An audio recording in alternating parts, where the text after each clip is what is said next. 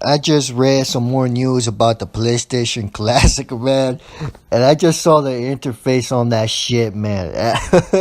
It looks like some amateur made that shit, man. I can't believe Sony, thought that interface looked good, man. I can imagine it now, some programmer who made the interface. Yeah, man, check this interface out, man. It's shit hot as hell, man. They're gonna like this. Man, the quality of that interface is pathetic, man.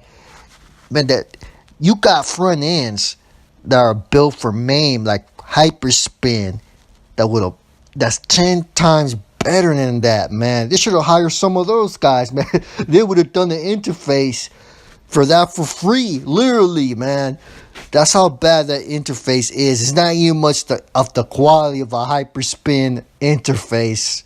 That's how pathetic. I can't believe it, man. And then here, get this, man. You're not even much getting options, man. No scan lines, literally, man. No freaking scan lines.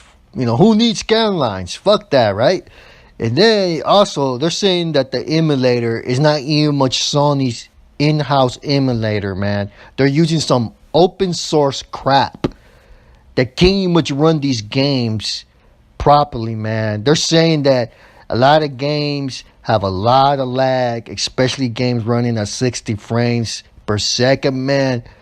What kind of shit is that? Now, see, here's the thing, man. Now it makes me wonder, is it even worth hacking this shit, man? If it's running the games that bad, it's not worth hacking for.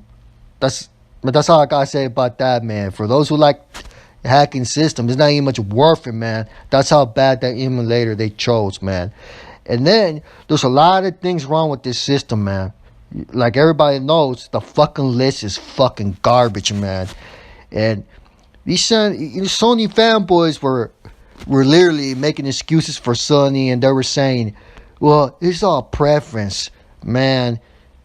You're supposed to be getting games that represent PlayStation from that era, man." And they're not doing that, man, because they're trying to save money.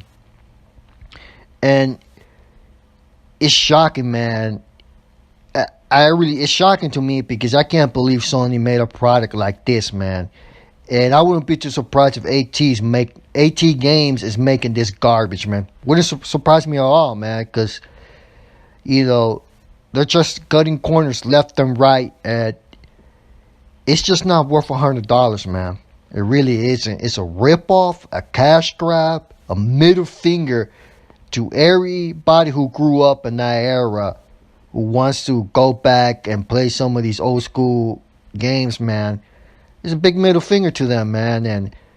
And even now, I'm starting to see some Sony fanboys, man. They're starting to, realize, man, this shit is a ripoff, man. Some are canceling their pre-orders, man. I really can't blame them, man. Unless you're a hardcore collector, man. I can see you getting it. But if you're a casual, and you moved on and you're no longer into games and stuff like that, man, you shouldn't be buying this, man. It's a total ripoff. They create the product is just a failure.